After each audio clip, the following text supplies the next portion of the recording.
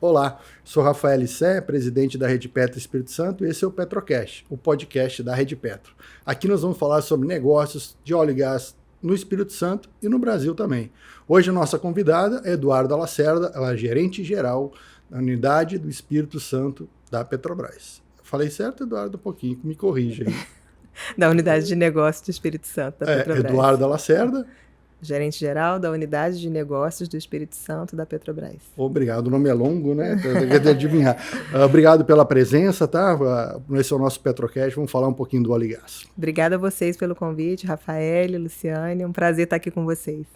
E com ela, a nossa sempre convidada, que não sai mais daqui, Luciane Ventura, né, que vai dar os seus pitacos, trazer nós para a realidade aqui. Eu já tentei, mas você não deixa.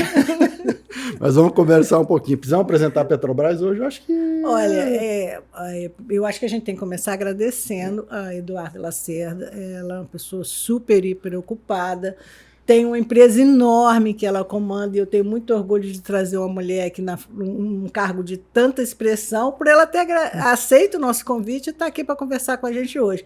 Então, posso fazer a primeira pergunta? Primeiras damas, né? Primeiras damas. Quem é Eduarda Lacerda? Mas eu gostaria de saber assim, Eduarda, que chegou à liderança da unidade de negócio da Petrobras no Espírito Santo. Quem é Eduarda? Formada em quê? Nasceu aonde? É casada? Tem filho? É mãe? Como é que é isso? Beleza. Bom, Luciane, eu nasci em Bom Jesus, então eu falo que eu sou quase capixaba, porque Bom Jesus de Itabapoana é na divisa, né, do Rio de Janeiro com o Espírito Santo.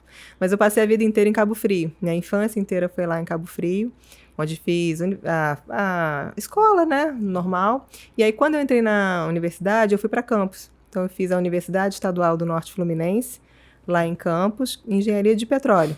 E já era o petróleo, Campos já era a capital do petróleo naquela época? Já era. Foi em 2002 que eu entrei, né? E até quando a gente fez o evento do Dia das Mulheres lá na Petrobras com a Findes, eu comentei sobre que primeira coisa que eu queria ser era advogada. E aí meu pai falou, pô, mas você gosta de matemática, de física, de química, por que você não vai fazer engenharia?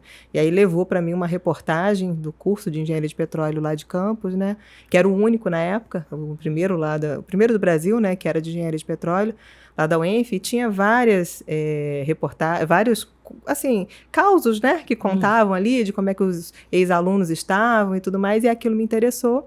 E aí eu fiz o vestibular, passei, então entrei lá em 2002, e aí o curso de engenharia de petróleo são 2 anos em Campos e 3 anos em Macaé.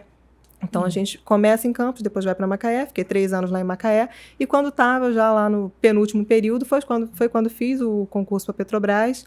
E aí eu falo que a gente entrou na Petrobras. Falo a gente porque eu conheci meu marido, na época meu namorado, né, na faculdade, e aí a gente passou no concurso junto com a Petrobras. Ele passou também? Também. Que sorte a dele!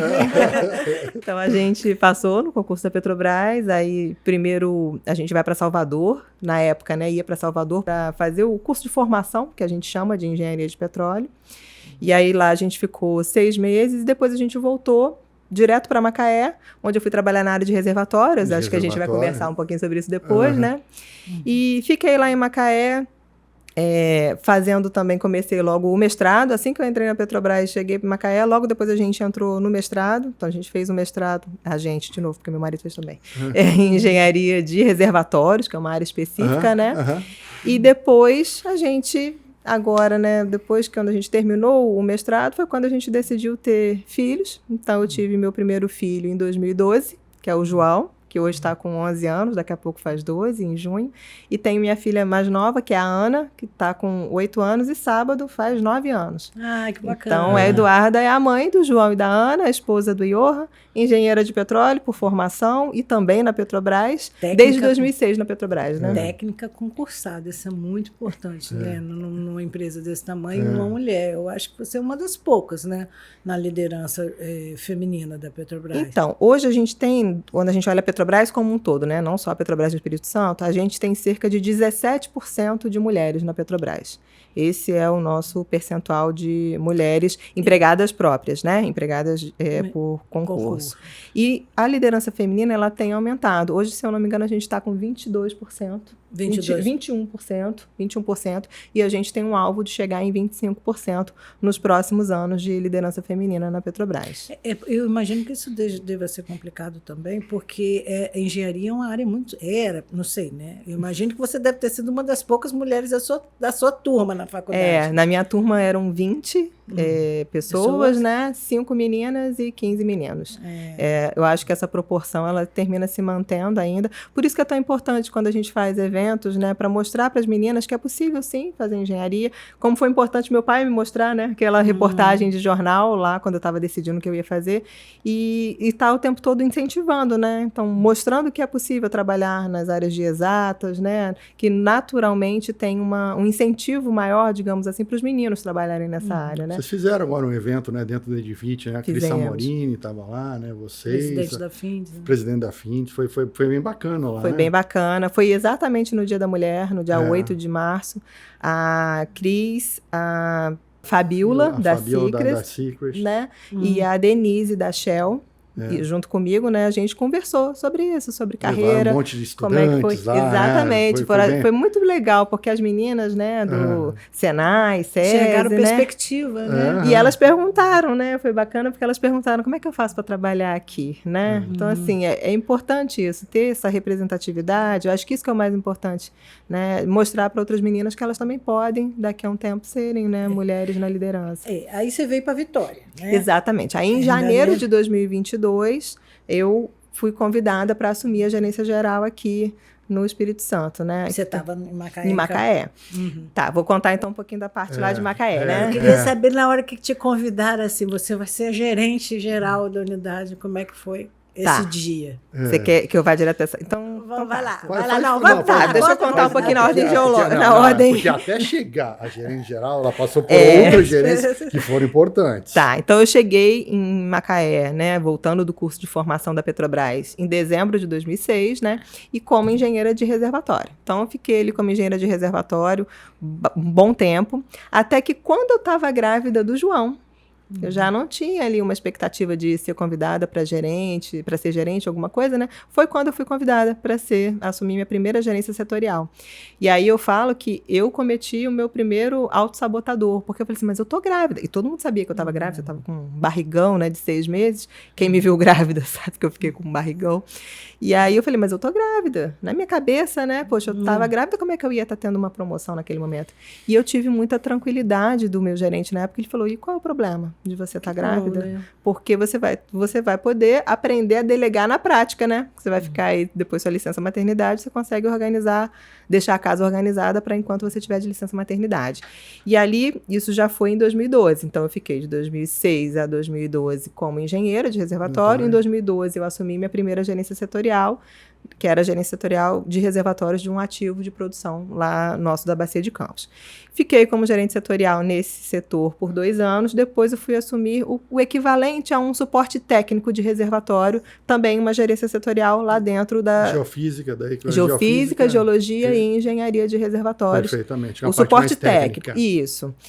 Que estava suporte técnico aos ativos de produção. Perfeito. Né? E aí eu fiquei 5 anos nessa gerência setorial, até que o meu gerente de linha, né, meu gerente do comitê de gestão na época foi para o Rio, e aí eu fui convidada para assumir a gerência, aí é uma gerência no nível do comitê de gestão da UN, lá de Macaé, né, a UNBC, no caso, da Bacia de Campos. E aí eu fiquei de maio de 2019 até junho de 2020 nessa função, como gerente de reservatórios do comitê de gestão da Bacia de Campos. E junho de 2020, se vocês lembrarem, a gente estava no meio da pandemia. Então, no meio da pandemia, com aquela...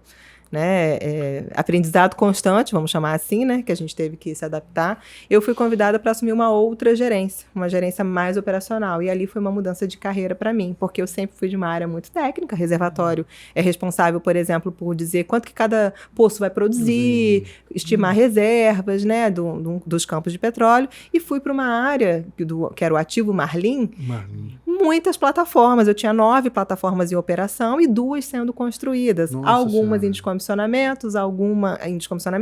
descomissionamento, algumas em produção. Então, assim, era uma mescla de atividades muito grande ali no Ativo Marlim.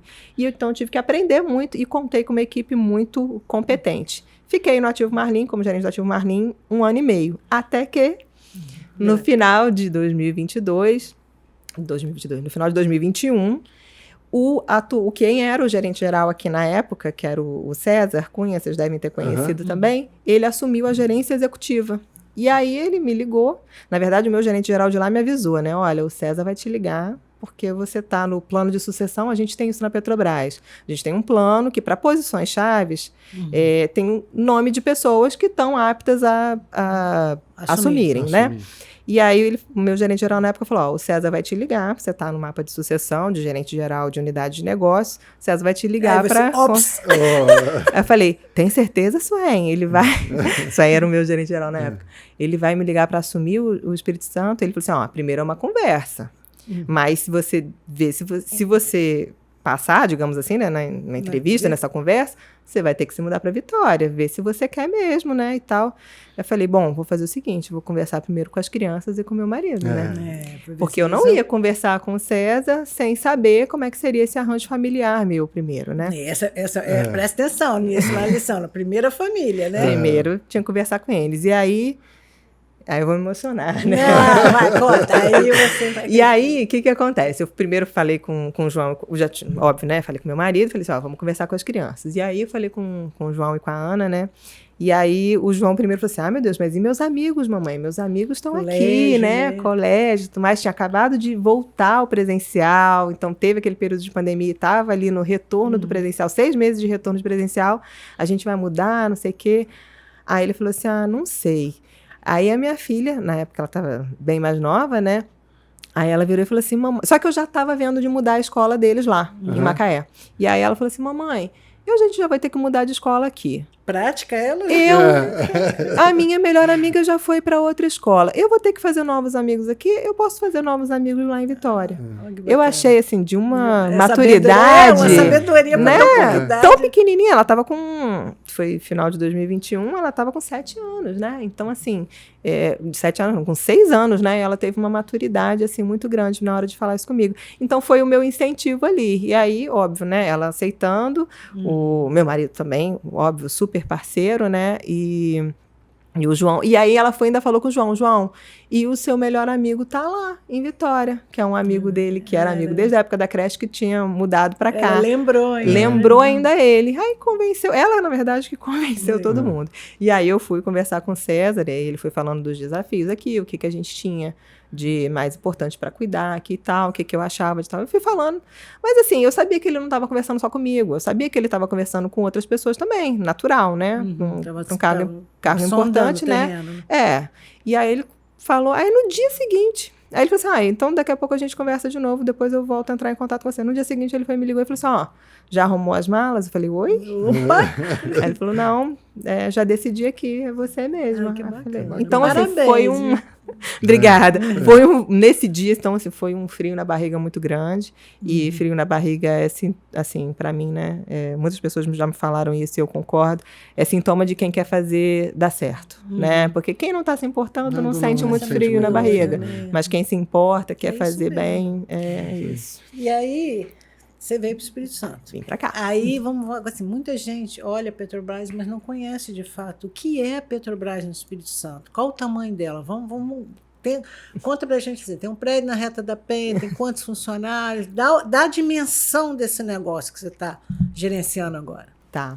Então, a Petrobras no Espírito Santo, ela realmente é muito grande, né? Quando a gente fala de profissionais próprios e contratados, a gente está falando de cerca de 10 mil. 10 mil pessoas. 10 mil Quase pessoas. uma cidade. Isso. Próprios em torno de 2.300. Esse número varia um pouquinho, né? Mas em torno de 2.300. Bom Jesus ou um pouquinho mais? Porque dá quase Bom Jesus ou não? Não, eu acho que Bom Jesus deve ter uns 40 mil habitantes por aí, né? Então é um pouco menos.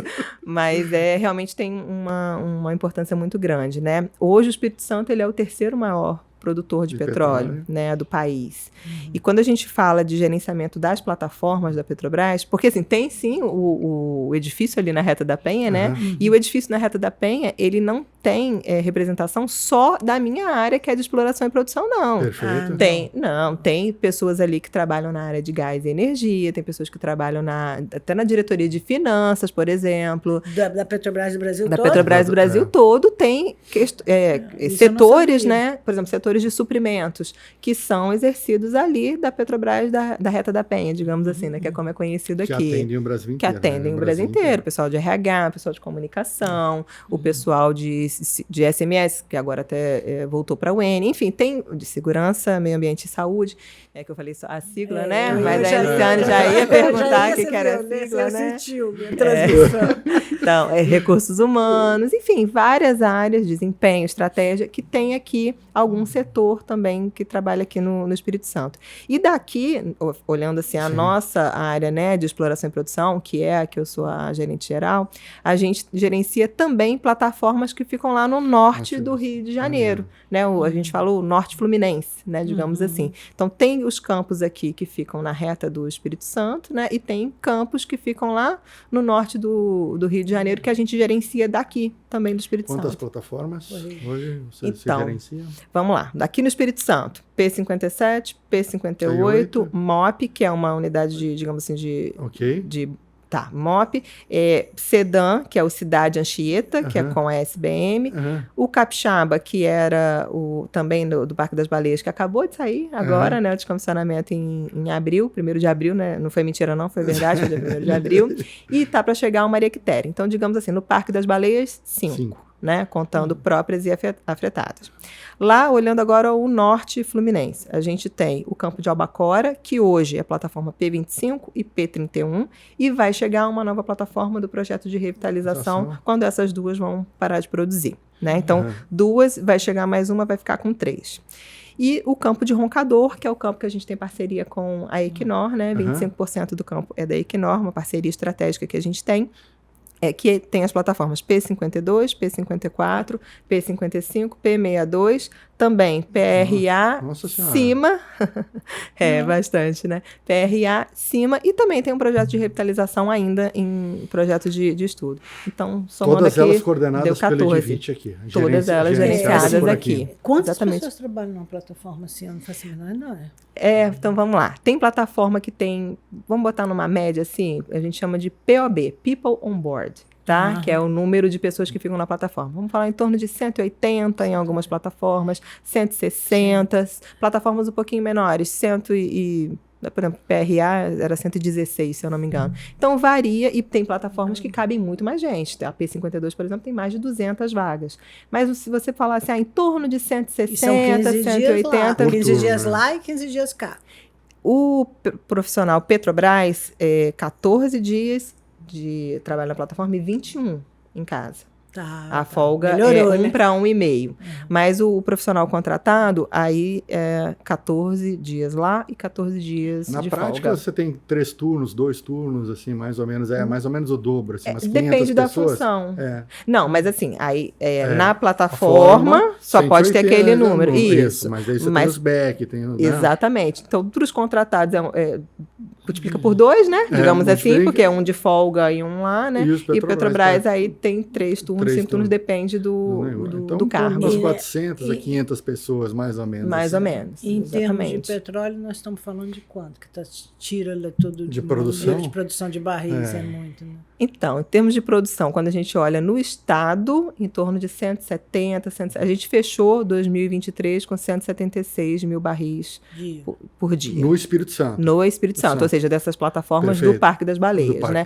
Quando a gente olha a unidade como um todo, né? Aí a gente está falando de 250, 270, por aí. E esse petróleo, eu vou fazendo as perguntas, você vai até onde você sabe, não tem problema não. Mas aí esse petróleo tira lá do mar vem para a terra e vai para a refinaria e é o petróleo que a gente usa no combustível do dia a dia ou vai para o mercado externo? Como é que é isso? Qual é o caminho tem todas do as opções. É. Vamos lá. A gente tem basicamente 2 tipos de plataforma, né? Tem as plataformas que são navios plataformas. Nessas plataformas que são navios plataformas, a gente produz petróleo e ele fica armazenado nos tanques desse navio.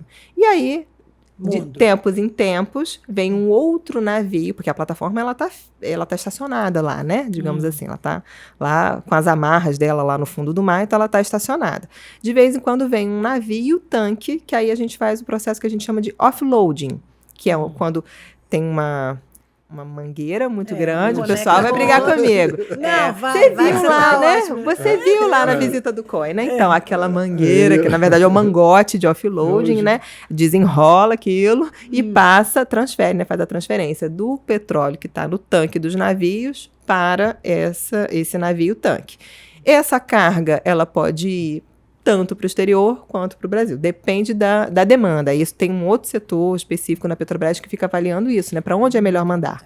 E as plataformas que não são navio, né? Elas mandam por oleodutos para outros navios, que aí chega esse navio tanque e consegue fazer esse offloading desses navios, entendeu? Então tem os 2 tipos. Deixa eu pegar um pouquinho deixa eu entrar em reservatório, um pouquinho, que é a tua especialidade, né? Eu acho que é muito interessante isso. Porque como funciona, por exemplo, para você calcular, como funcionam os reservatórios quando você vai ter uma exploração de petróleo? Então, dá uma aulinha para nós aqui. O que é um reservatório? Né? Tudo começa com o poço exploratório. Né? Na verdade, começa antes do poço, né? Porque a gente tem que fazer uma pesquisa sísmica. Então, de vez em quando, a gente tem esses Você se envolvia na sísmica também? Eu falo que meus cabelos brancos começaram na época das campanhas sísmicas lá da Bacia de Campos. Quando eu fui analisar uma sísmica, eu percebo, quanto mais eu olho, mais eu percebo que eu não sei nada. Você acha que é uma televisão fora do ar, né, Rafael? Então, é uma loucura aquilo. Né? Então, como que a gente faz normalmente? Né? A gente adquire um bloco exploratório. Daquele bloco ali tem um pacote de dados. Né, que a própria ANP, né, quando a gente adquire aquele bloco, né, fornece. Ela e ali já tem fornece uma algo de sísmica. Ela já tem uma sísmica. Pode ter. Pode ter. Não necessariamente vai ser de boa qualidade, né? Porque pode ser uma sísmica antiga e essa tecnologia de processamento e tudo mais vai evoluindo, né? Então, aí a gente olha essa televisão fora do ar aí, que é a sísmica, né? Imagina uma ultrassom de bebê, só que sem você ser médico, né? Assim. E aí, então, você não consegue dizer muito bem. Assim, a gente, quem é leigo, né? Não consegue ver. Mas os geofísicos e os geólogos, né, eles conseguem olhar para aquela televisão ali fora do ar, aquele monte de linha branca e preta, é tipo uma ultrassom mesmo, né? Faz um paralelo com a ultrassom. E consegue ver ali, poxa, aqui tem um contexto geológico nessa posição aqui que parece que se eu der um poço aqui vai dar bom. Então vamos lá, vamos dar um poço aqui. Então, quando a gente adquire um bloco, a gente faz também o que a gente chama de programa exploratório mínimo. Perfeito. Que aí a gente se compromete. Ó, eu vou fazer mais um levantamento sísmico, eu vou fazer 2, 3, 4 poços. Nós estamos falando de uma profundidade... Que varia. Mas é muito. É muito, porque, por exemplo, se eu pegar, eu tenho, óbvio, a lâmina d'água, né, que aí isso também varia, né, tem lâmina d'água, né, até 3 mil metros aí, enfim, várias lâminas d'água diferentes, mas quando eu chego ali no fundo do mar para baixo, eu também tenho várias camadas diferentes de rocha. E aí, essas camadas, elas precisam ter um contexto geológico que eu tenha, por exemplo, primeiro, eu tenho que ter uma rocha que tenha gerado petróleo. Perfeito. E aí é que a gente chama de rocha geradora. Então, tem que ter tido uma condição ali... Você consegue características da rocha através da sísmica? Alguma coisa? Alguma coisa, no sentido... Porque a sísmica, ela vai dar ali quando eu faço... É porque eu vou ter que entrar muito no técnico. Mas assim, eu tenho uma inversão sísmica que pode me dar uma característica, assim, de tentativa de qualidade, né? Mas assim, eu preciso realmente perfurar para ter certeza. E fazer analogias, né? Então, primeiro eu tenho que ter uma rocha que tenha gerado petróleo. Gerou petróleo? Beleza. Esse petróleo tem que ficar armazenado numa outra rocha. Essa rocha que é armazenada é o que a gente chama de reservatório. Então, o petróleo ele fica no meio das... O pré-sal é o quê? O pré-sal, vou te falar o que é o pré-sal. E para esse petróleo ficar armazenado numa rocha, eu preciso ter o que a gente chama de uma outra rocha fazendo o papel de selo. Que é para segurar essa rocha, esse petróleo na rocha reservatório. Então, ele é gerado na rocha geradora, ele migra para a rocha reservatório, que é uma rocha mais porosa, que é ali dentro desses poros da rocha que vai ficar o óleo, e eu preciso ter o que a gente chama de selo. Por que a gente chama de pré-sal? O pré-sal que a gente fala é porque eu venho perfurando de cima para baixo, né? E aí eu tenho um sal, uma rocha salina, que é um sal. Tá. Abaixo desse sal, eu tenho um tipo de reservatório, que é o que a gente chama de pré-sal, que na verdade é um reservatório microbial, enfim, eu não vou entrar no detalhe técnico aqui. Mas é porque ele está abaixo do sal, por isso que a gente chama de pré-sal. Aí até uma vez falaram assim, pô, mas ele é abaixo do sal e a gente chama de pré-sal. Mas quando eu deposito, eu começo depositando de baixo para cima. Quando eu perfuro, eu venho de cima para baixo. Mas quando eu depositei geologicamente, eu vim de baixo para cima. Então, quem depositou primeiro? A rocha, e depois veio a rocha salina, que é o que a gente chama de sal. O que importa para nós, onde tem o petróleo, é em cima do pré-sal. Na rocha de cima. Não, o sal está em cima. E a rocha reservatório está embaixo do sal. Por isso que a gente chama de pré-sal. Porque ela foi depositada antes do sal. Fez a sísmica. Fez a sísmica. Aí falei, poxa, aqui, né, o geofísico, o geólogo olhou e tal, achou que tem um lugar bom. Eu vou dar um poço ali. Fazer um exploratório. Vou fazer um exploratório. E aí, quando eu já faço esse contexto, né, do bloco, eu já falo assim, ó, cabe de repente 2, 3... 4 poços exploratórios nessa área. Eu vou e faço o poço. Quando eu faço o poço, eu começo a confirmar. Olha, aqui nessa sísmica, realmente, ó, eu previa que ia ter um topo dessa camada dessa rocha a tal profundidade, porque eu faço lá a conversão tempo-profundidade quando eu interpreto a sísmica. Poxa, veio acima, veio abaixo, enfim, veio dentro do que eu previa. Tá bom. A rocha, eu vou e pego uma amostragem dessa rocha. Testemunhos, né? Pode ser tanto testemunho, ou a amostra de calha, ou a amostra lateral. A amostra de calha sempre tem, que é o resíduo, digamos assim, né, da perfuração, que volta lá pela broca da perfuração. Mas eu posso pegar uma amostra lateral. Eu vou tipo com um equipamento que eu vou com um plug. Eu vou lá e, pego um pedacinho assim, como se fosse esse microfone assim, vou lá e pego na lateral ali da parede do poço. Nossa e senhora. venho com isso lá para cima. Isso tudo a 2.000 metros de profundidade. E mais 2 de profundidade. Exatamente. E aí eu vou e pego essa amostra, né, digamos assim, dessa rocha. E ali eu faço ensaios, meço porosidade, permeabilidade, preciso ver se tem uma condição, né, digamos assim, que seja o próprio fluido, né? Eu amostro o fluido, se veio o óleo, se veio a água. Ali você já tem uma referência, né? De se vai ter ou não, já te dá uma... Dá indícios, né? O que a gente fala, né? Tem alguns indícios positivos ou indícios não muito bons. E aí eu vi o poço deu bom. Aí, o que eu tenho que fazer? Um plano de desenvolvimento. Perfeito. Então, se eu entendo que cabe, né, mais poços ali, que de repente vai caber fazer o estudo de viabilidade técnica e econômica, vai caber de repente uma plataforma, ou eu vou conseguir dali, daquele lugar, interligar um poço dali numa plataforma já existente, né? Então, aí eu preciso avaliar o projeto como um todo. Eu estou aqui ouvindo vocês. Por que o Espírito Santo, assim, o litoral do Espírito Santo do Rio, essa região, ela é boa ou é porque ela foi explorada? Ela realmente tem petróleo, muito em abundância, ou é porque não, a Petrobras decidiu investir aqui? Não, assim, a Petrobras decide exatamente. Uma coisa puxa a outra, né? A Petrobras decide investir onde exatamente a gente tem indicativos, né? Seja pelos estudos geofísicos, geológicos que a gente tem, que vai ter um bom potencial. Quando a gente fala ali do Parque das Baleias, é uma história assim, de muito sucesso. Porque quando a gente foi ali para Jubarte, que a gente começou a produzir do pós-sal. A P57, ela produz do pós-sal. E aí, na época do pré-sal, né, quando a gente começou a perfurar lá na Bacia de Santos, a gente olhou também aqui para o campo que a gente já tinha aqui em produção. E aí a gente viu que aqui também tinha óleo do pré-sal. Tanto que a primeira produção de pré-sal foi aqui no Espírito Santo, que a gente comemorou os 15 anos ano passado, né? Então, foi 15 anos de produção no ano passado. Por quê? Porque a gente tinha uma plataforma aqui, na época, P34, que facilitou a gente descobrir um reservatório diferente do que a gente produzia e colocar em produção numa plataforma que a gente conseguiu adaptar para isso. Então, exploratório, deixa eu perguntar, exploratório, para explorar um pouquinho. O 596 está mais ou menos nessa fase do poço de exploratório, né? Exatamente. No bloco. É um poço. É um poço. É um poço num bloco da Bacia do Espírito Santo, mais para o norte do estado, né? Quando a gente fala de Parque das Baleias, a gente está falando mais do sul do estado, na reta ali de Anchieta, mais ou menos. Esse exploratório, ele é mais para o norte do estado, lâmina d'água bem profunda. Mais de 2.000 metros. Isso. E esse poço, ele está no contexto desse bloco que está fazendo o programa exploratório mínimo daquele bloco, que é exatamente isso. Olha, esse poço, se eu não me engano, ele é o 4º poço perfurado nesse bloco, sendo perfurado nesse bloco, exatamente para ver, tem chance de eu ter um projeto de desenvolvimento ali que seja economicamente viável. Isso. Enfim, está nessa fase ainda é uma fase exploratória. Aí, poxa, vamos torcer, vamos torcer. Deu bom e tal, aí você faz a análise, como é que é? Viabilidade econômica? Estudo de viabilidade técnica e econômica, EVTE. Eu falei o primeiro nome depois da sigla, viu, Lu?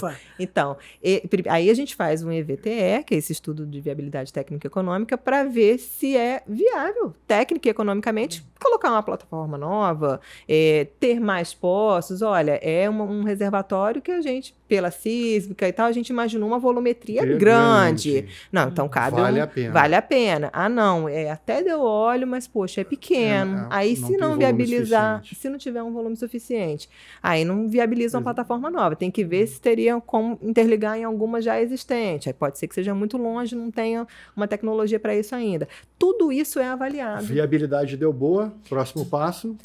Botar o projeto para aprovar, no que a gente chama de os portões de aprovação de projeto. Então, a gente tem o portão 1, é quando a gente tem essa viabilidade, esse indicativo dessa viabilidade. Portão 2, aí a gente já vai para a seleção de alternativas. Cabe uma plataforma? Cabe duas? Cabe 3? Cabe, vai ser um navio plataforma? Vai ser uma plataforma semi-submersível e vamos botar um oleoduto para mandar para outro lugar? Então, assim, tudo isso é avaliado ali no portão 2, né? No portão 3, aprovei o projeto.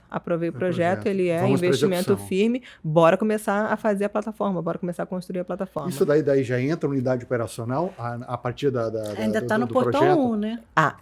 Antes do portão 1, quando é fase exploratória... O 596? O 596, ele é exploratório. Aí isso é antes do portão 1. Então, isso é antes do portão 1. Coitado, 596 tem um longo caminho. Tem um longo caminho. Vamos torcer, né? Para dar certo. Mas começa assim, né? A unidade de negócios, ela já começa ali quando a gente está falando do portão 1 para o portão 2, porque tem que ter a sinergia com as plataformas que já estão aqui. Toda a equipe, né, também tem essa sinergia. Participa do projeto. Exatamente. Então, mas assim, ali na fase 3, quando a prova normalmente é quando a gente divulga, inclusive, né? Quando a gente tem ali na fase 3. E para frente, a gente está nos finalmente. Deixa eu falar só um pouquinho tem alguns projetos que com a sua chegada aqui, talvez até pela questão do entendimento dos reservatórios, começou a se dar novos investimentos, principalmente ali na região, né, do Albacora e esses projetos de Maria Quitéria para o Espírito Santo. Fala um pouquinho deles e qual a importância deles, né? Então, como eu comentei na hora que eu falei das plataformas, o Maria Quitéria, ele vai chegar no contexto do Parque das Baleias. Já foi batizado Maria Quitéria. Foi batizado, teve a cerimônia de batismo, né, que o pessoal faz lá dos navios, né? Todo navio é batizado também, tá? Antes de sair, ele é batizado. É batizado por uma mulher, normalmente é batizado por uma mulher, tem a tradição, né, de Isias. E aí foi batizado, ele está lá na China ainda, né? Agora, no segundo semestre, já começa a vir para cá, então a gente já deve ter daqui a pouco alguma notícia também. É o que está no Jurong? Não, ele está na China. Ele está na China. E a previsão é que ele venha direto para a locação. Perfeito. Então, começa a navegação, saindo lá da China agora no segundo semestre, e a nossa expectativa de primeiro óleo dele é para o primeiro trimestre de 2025. Tá? Então, a gente espera que quando Maria Quitéria chegar ali no contexto do Parque das Baleias, a gente já comece a produzir. E uma coisa que a gente sempre ressalta, né, é que o petróleo que a gente produz hoje, ele é diferente do petróleo que a gente produzia há alguns anos atrás, porque o processo de descarbonização, ele está muito avançado. Tanto nas plataformas que a gente já produz, a gente tem cada vez mais emitindo menos, né? Gases de efeito estufa, a gente tem trabalhado em otimizações dos nossos equipamentos, turbogeradores, enfim. E a gente tem, no caso do Maria Quitéria, ele já vem de projeto com o ciclo combinado e com também uma plataforma elétrica, já pensando em emitir menos. Então, o que a gente espera na vida produtiva ali do navio, que é em torno de 20, 25 anos de produção, né, que um navio plataforma produz, a gente espera que ele vai produzir 5 milhões de toneladas de CO2 equivalente a menos do que se ele não tivesse essas duas tecnologias. Isso, primeiro trimestre de 2025, ano que vem. Ano que vem. Ele já começa a vir para cá esse ano e ano que vem a gente tem o primeiro óleo dele. Muda a posição do Espírito Santo nacional? Não chega no ranking? Não, no ranking nacional ainda não, porque tem plataformas chegando, né, nos outros estados também. Mas acho que interessante é daqui que vocês conseguiram reverter a curva, né? Ou seja, a produção estava em queda, hoje ela já começa. Ela já inverteu, ela já está subindo, né? Então isso é um processo, né? Isso com as entradas dos postos da 57, 58. Ali, né? Esse é um ponto muito importante que você está trazendo, Rafael, porque às vezes a gente acha que só reverte curva com plataforma nova. Mas a gente tem a possibilidade de estar interligando poço novo em plataforma que já está em produção. E às vezes entra um poço de 20 mil barris, 5 mil barris, 10 mil barris, que é suficiente já para ajudar, reverter esse... que a gente fala que é o declínio natural do reservatório, mas quando eu vou botando poços novos naquele reservatório, eu consigo mudar, né, essa tendência da produção. Quando entra, você dá aquele salto para cima de produção, a curva vem caindo, assim, né? Mas o Espírito Santo é importante para o Petrobras. É super importante, tanto que no nosso plano estratégico aprovado que a gente tem 25 bilhões de reais previstos para serem investidos aqui na região. E a gente divulga o número, digamos assim, de investimento, né? Fora todo o custo operacional que a gente tem aqui também. Tem muitos fornecedores, né, que podem estar trabalhando com a gente também nessa parte de custo operacional. Mas em termos de investimento, o nosso valor é de 25 bilhões aqui para o Estado do Espírito Santo. É super relevante. Nossa. Né? É isso, né, Rafael? Não, mas vamos mais. Não, vamos mais um Nós pouquinho. temos que terminar. Falando do projeto, a Albacora vai ter perfurações novas ou ele é só um remanejamento daquilo que vai ter ali? Vou puxar um gancho do que você falou de poço novo em plataforma antiga, né? A P31, que é uma das plataformas lá de Albacora, ela é o FPSO mais antigo que a gente tem em produção. E em junho de 2020, a gente conseguiu interligar numa plataforma que já estava um tempão produzindo, um poço do pré-sal. O pré-sal de Albacora, que a gente, na época do reservatório, chamava ele de forno, né? Então, quando eu comecei a produzir esse poço, Albacora 125, na P31, em junho de 2020, a gente viu o potencial que tem aquele pré-sal ali daquela região. Então, para a revitalização de Albacora, eu tenho previsto mais pré-sal do que remanejamento de poços novos, de poços já existentes lá. Então, a importância, né, da gente estar sempre estudando, sempre vendo os dados ali dos campos que a gente tem, porque pode, inclusive, viabilizar uma revitalização de uma área que a gente produz. Em 2022, a gente completou 35 anos de produção em Albacora. Em 2022. Nossa, quer dizer, 35 anos, produzindo algum reservatório novo você consegue descobrir ali no meio daqueles que já estão em produção também? Foi o caso de Albacora. A gente produz, há 35 anos a gente produz lá arenitos. Arenitos é o tipo de reservatório que são areias mesmo, como o nome já diz, né? O tipo de areia. O pré-sal é um outro tipo de reservatório, que é um reservatório que a gente chama de carbonático, digamos assim, porque é um outro tipo de formação. Em Albacora a gente produzia só de areia, arenitos. E aí, quando a gente fez esse poço, que a gente interligou ele lá e a gente viu o potencial de produção do pré-sal pelo AB-125, é um reservatório completamente diferente. E aí a gente viabilizou o projeto de revitalização lá da área também. Então, que a gente vai conseguir... Qual o fator de recuperação num poço O fator de recuperação, como é que a gente fala, né? Mundialmente, a média de fator de recuperação é em torno de 30%, 35%. Isso. Imagina na rocha reservatória, eu tenho lá 100%, né, digamos assim, do óleo, eu só retiro entre 30% e 35% do que está lá. O pessoal do Onshore está falando em 18%, 19% aqui. Então, e 30%, 35% é média mundial. Isso varia de reservatório para reservatório. Tem algum reservatório, imagina, se eu tenho areias, os grãozinhos assim, tudo redondinho, o poro fica muito mais fácil de eu tirar o óleo dali. Então, tem reservatório que eu chego a 50% de fator de recuperação. Agora, imagina, um reservatório carbonático, onde eu tenho uma porosidade mais diferente, uma permeabilidade mais diferente. Aí já vai para 15%. Às vezes 10%. Então, tem uma variação... O pré-sal é quanto, mais ou menos, na média? Então, o pré-sal... O próprio pré-sal também tem variação Tem entre variações eles. entre eles. Porque tem o pré-sal que está aqui na Bacia de Campos, Norte Bacia de Campos. Tá. Tem o pré-sal lá da Bacia de Santos. Aí lá na Bacia de Santos, por exemplo, tem uma injeção alternada de água e gás. No reservatório daqui do pré-sal, a gente ainda não tem injeção de gás, a gente tem só injeção de água. Então, assim, isso faz variar o fator de recuperação. Então, pode variar de 10% a 20%, a depender tanto da característica do reservatório, que pode ser mais permeável, menos permeável. Estou falando muito técnico. Não, tá dando para entender. Se eu estou entendendo tudo, você pode continuar. Você me interrompe, Lu. Tanto com o método de recuperação que a gente coloca. Se eu não colocar uma injeção de água, eu vou ter uma recuperação. Eu colocando uma injeção de água, eu vou ter uma outra recuperação. Injetando água e gás, é uma outra recuperação. Então, tudo isso varia. Que vocês dizem quanto que eu consigo tirar do petróleo que está lá embaixo. Do poço, né? Do campo. A gente fala fator de recuperação do campo como um todo, né? Que é a definição ali do... É engraçado, né? O meu raciocínio foi totalmente diferente. Quanto que aquele campo vai se regenerar ao longo do tempo? E é exatamente o contrário. Percentual que eu consigo tirar, né? Do petróleo que estava lá. O petróleo não está sozinho lá, né? Ele está no meio da rocha, ele está no meio de um monte de coisa, né? Isso. E aí você tem que tirar ele do meio de uma rocha lá. Então, o que ela está falando, quando ela fala 50%, que é um número assim extraordinário, tudo que tiver lá embaixo, você consegue tirar 50%, ou seja, metade vai ficar lá embaixo. Mas esse 50% é caso excepcional também, que a média mundial, e aí mundial é contando reservatórios bem permeáveis lá, né, de outros lugares do mundo, é em torno de 30%. Posso fazer as duas curiosidades? Sim, você está há bastante tempo quietinho aí, né? Estou ouvindo, é a aula, estou aprendendo. Petrocast é a aula para mim.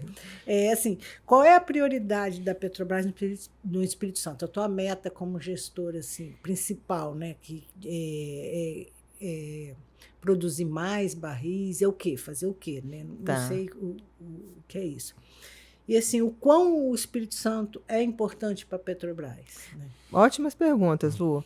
Primeiro ponto que eu gosto sempre de destacar, assim, a Petrobras fez recentemente uma atualização, digamos assim, dos seus valores, né? E o primeiro deles é cuidar das pessoas. Então, essa é a minha principal meta.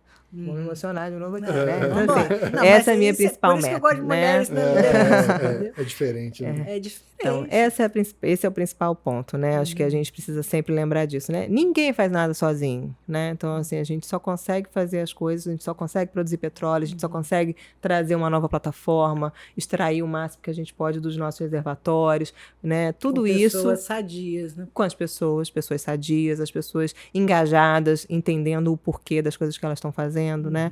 Então, essa é o principal ponto, né? Cuidar das pessoas.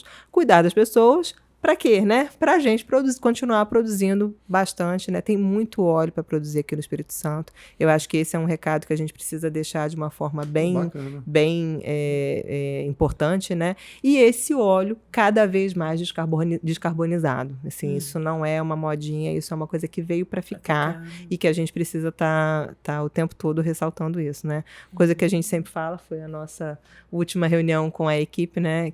O que a gente tem trabalhado esse ano e é muito importante que a gente coloque isso também para a sociedade capixaba, né? Como eu falei, a gente não faz nada sozinho, nem dentro da Petrobras, nem fora, né, da Petrobras, mas como a gente consegue, enquanto sociedade, né, tá convivendo, tá produzindo inovação, está produzindo petróleo, está produzindo, né, cada vez mais emprego, enfim, tudo isso, né, a gente empresas, tem... né, lembrando que a Rede Petro é uma associação de empresas que fornece para gente, sem os nossos fornecedores a gente não conseguiria também colocar nada. 500 e quantos? São muitos. E uma coisa que é importante falar também, que o fornecedor, ele não fornece só para Petrobras Espírito Santo, né? Ele fornece para Petrobras como um todo, né? Às vezes o poço é lá na Bacia de Santos.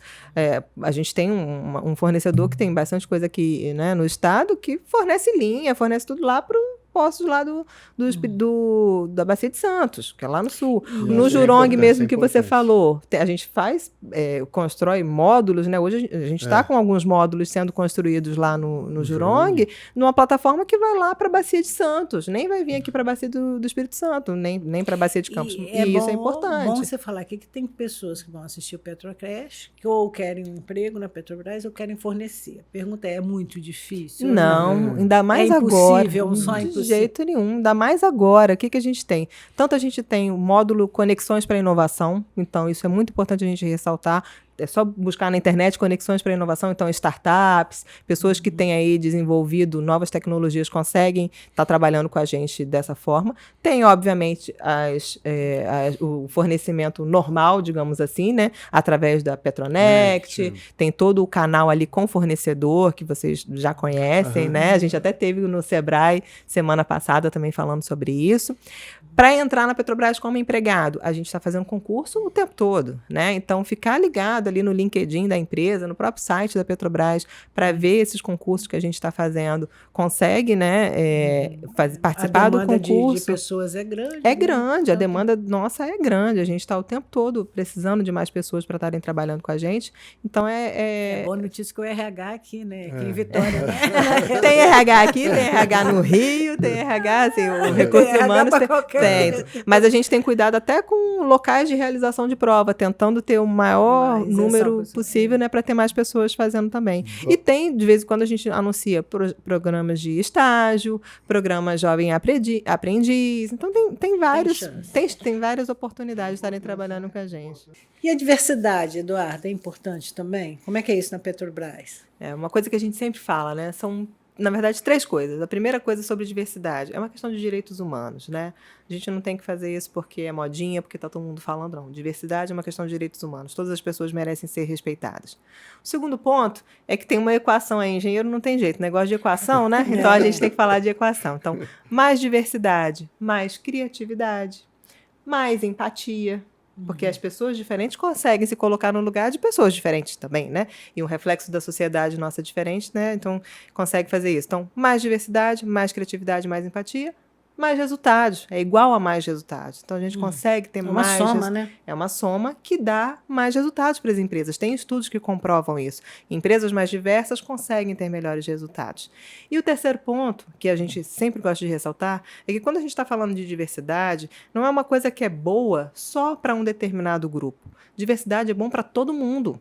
Quando a gente está falando, por exemplo, de legenda, vamos falar de um outro tipo de diversidade, né? Não só diversidade de gênero. Quando a gente está falando de legenda para ajudar pessoas que têm algum tipo de deficiência auditiva. Legenda é bom só para quem tem deficiência auditiva? Não. Legenda é bom para quem também consegue ouvir bem, mas às vezes ele está passando num lugar mais ruidoso ou está com alguma coisa e consegue com a legenda acompanhar o que foi dito e tal. Então, quando a gente fala de um ambiente mais diverso, é um ambiente que é bom não só para os grupos subrepresentados, minorizados, é um ambiente que é bom para todo mundo. Muito bem. E a importância, né? A importância do Espírito Santo no cenário do petróleo e gás. Então, o Espírito Santo, eu não vou nem falar da parte onshore, né? Porque, obviamente, essa parte não está mais com a gente, mas tem uma importância bacana ali, né? Mas no cenário offshore, quando a gente vê um campo, né, como o de Jubarte ali, tendo plataforma chegando, tendo possibilidade de estudos de outros projetos interessantes ali para aquela região. Isso demonstra o quanto é importante para a Petrobras. Óbvio que o próprio valor, né, de 25 bilhões, que é o que a gente já tem de aprovado, já demonstra essa importância. Mas, além disso que a gente tem aprovado, a gente tem outros projetos que a gente continua estudando exatamente nesses portões aí, né? Para a gente caminhar nos portões de aprovação para conseguir implantar outros projetos também aqui na região. Então é muito importante. Eu acho importante também o prédio da Petrobras Vedivite, aqui na reta da Penha, né? Então, a Petrobras é um prédio próprio da Petrobras que está no Espírito Santo, né? Que possibilita, por exemplo... Já dei ideias a ela, só vou cortar. Que possibilita, por exemplo, você trazer uma gerência, né, de campos de outros estados para serem coordenados aqui no Espírito Santo, né?